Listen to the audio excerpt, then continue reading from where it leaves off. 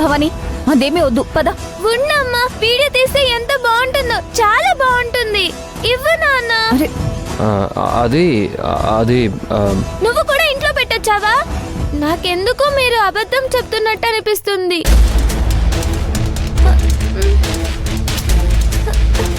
ఏ అలా శివగామిని ఇబ్బంది పెట్టుకో. నువ్వు పద పదా. పద.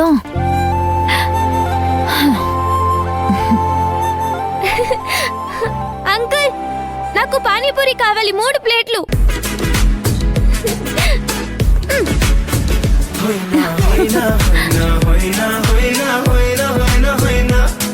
కలకాలం నీతో కాలక్షేపం చేయనా చేయనా.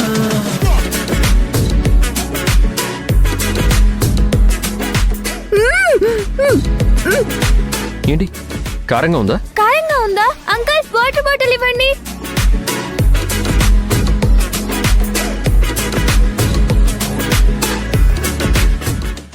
ఎంతైంది సార్? 80 సార్. తీసుకోండి. ఏంటి చాలా ఇంకా కావాలా? పానీపూరి ఎంత బాగుందో కదా. అవును. ఇలా తిని ఎన్ని రోజులు అయిందో కదా. అందుకే ఇన్ని పానీపూరీలు తిన్నాం. సరే ఇక చాలు, వెళ్ళి హోంవర్క్ చేద్దాం గాని. అమ్మా, ఇప్పుడే కదా బయటకు వచ్చాము, కొంచెం సేపు ఇక్కడ కూర్చొని వెళ్దాం. పైగా నేను చిన్న పిల్లని, అంత దూరం నుంచి నడిపించుకొని తీసుకొచ్చారు కదా. ఇద్దరున్నారు, చిన్న పిల్లని ఎత్తుకొని తీసుకురావాలని అనిపించలేదా? ఎవరు చిన్నపిల్ల? నాన్న నిన్ను ఎత్తుకొని తీసుకురావాలా? అసలు నువ్వు తిని తిని ఎలా అయ్యావో చూసావా?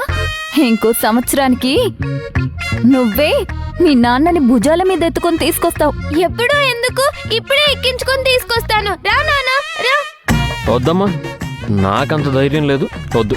దీని ప్లాన్ ఏంటంటే ఇలాగే మాట్లాడి మాట్లాడి ఇక్కడే టైం వేస్ట్ చేసేసి డైరెక్ట్ గా ఇంటికెళ్ళి నిద్రపోదామని, హోంవర్క్ కూడా చేయకుండా ఎస్కేప్ అవుదామని ప్లాన్ ఇస్తుంది.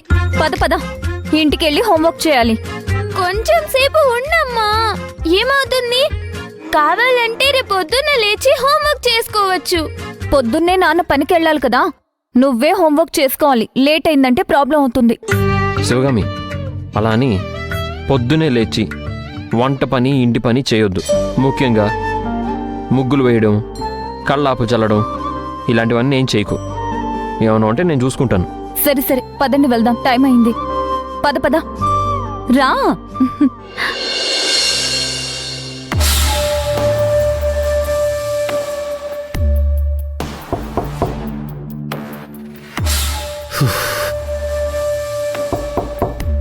మా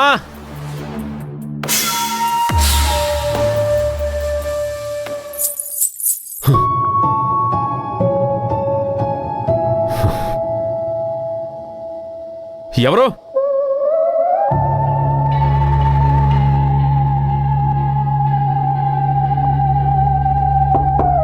మా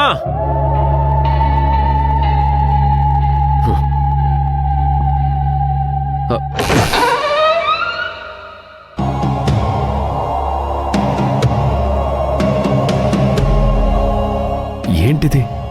డోర్ కూడా లాక్ చేసుకోకుండా అందరు ఎక్కడికి వెళ్ళారు?